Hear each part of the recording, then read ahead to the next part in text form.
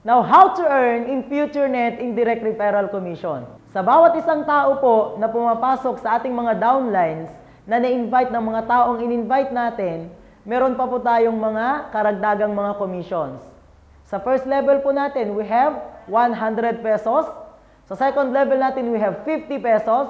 In our third level, we have 30 pesos.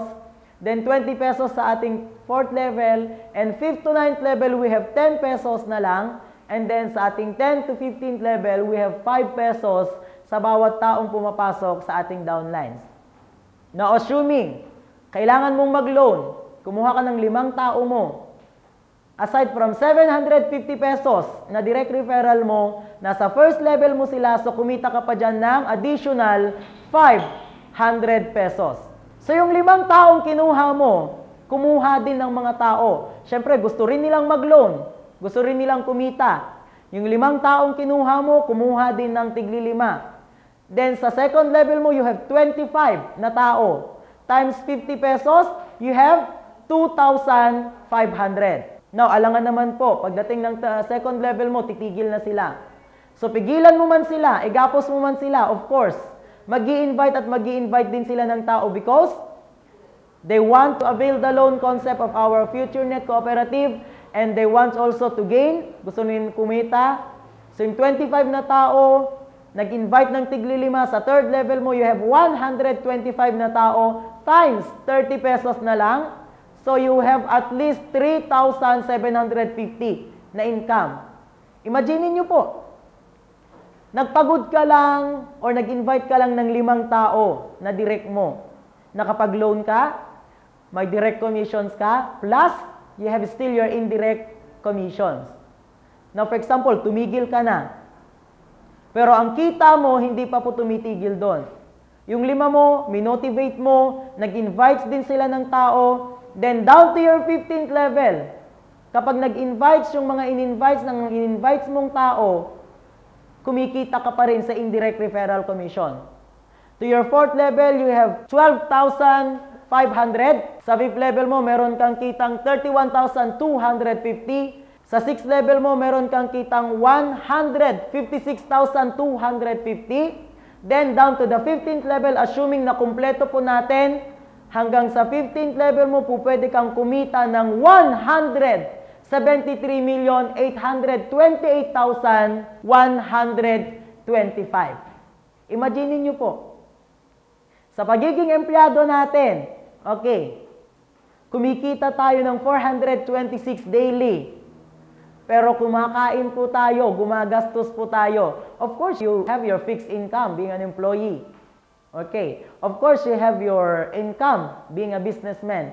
Pero pag sinabay po natin ang sistemang ito, na kung saan isang sistema na magpapayaman sa tao, alam na alam po natin, nag-member ka sa FutureNet, trinabaho mo, kumuha ka ng 5 mo, minotivate mo yung 5 mo, kumuha din ng tigli 5 nila, then time will come, kikitain mo ang 173,828,125. So naniniwala po tayo sa kasabihan na sa sipag at tiyaga, yayaman ka daw. Pero sa totoo lang po, sa sipag at tiyaga, hindi po tayo yayaman. Imagine a taho vendor outside. Masipag, of course, nagbebenta ng taho. Matyaga, sobrang tiyaga. Okay. And at the same time, yung mga kargador, masipag, matyaga din, mga drivers. And even my mother, even my father, masipag, matyaga. Pero bakit po hindi tayo umuunlad?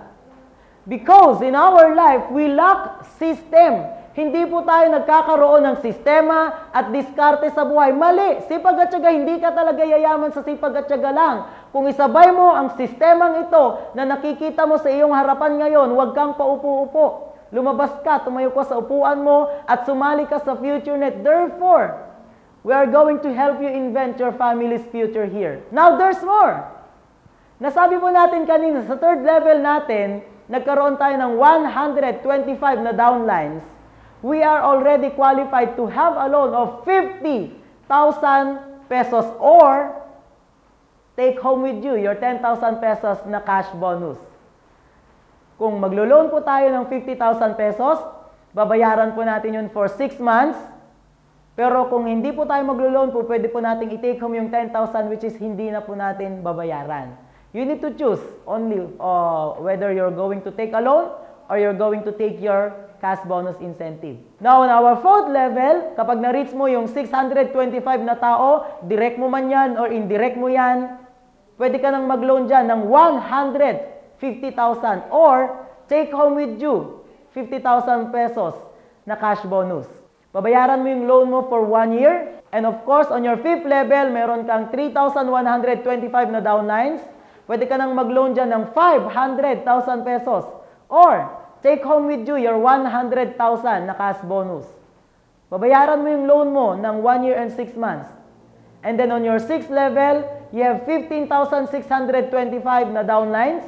Pwede ka nang mag-loan dyan ng 1 million pesos. Pwede ka nang mag-start ng negosyo mo. Or, take home with you your 300,000 pesos na cash bonus. Of course, kapag na-reach po natin itong mga level na to, kailangan na kumpleto na po natin yung 5,000 pesos na share capital natin. And, complete matrix po tayo. Power of 5. And of course, no existing loan. Kapag po nag-loan tayo sa mga level na ito, kailangan po lahat ng previous loans natin na i-settle na po natin. Now, how to earn in future net loan commission? Ito po, hindi po tayo yung nagpautang. Ang nagpautang po is si FutureNet. Ang naningil is si FutureNet din. Pero kumikita po tayo sa mga loans ng mga downlines natin. Assuming, in our first level, 0.50%. Sa second level natin, we have 0.40%.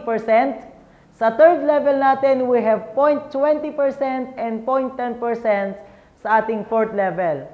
Now, from our fifth level down to the 10th level, we have 0.05%. Now, for example po, ang lahat po ng members natin dyan ay nag-loan ng at least 3,000 pesos. The cooperative computed our commission based on the 3,000 pesos na niloan po nila. Actually po, maliit lamang po yung ating commission dyan. Sa first level mo, you have 75.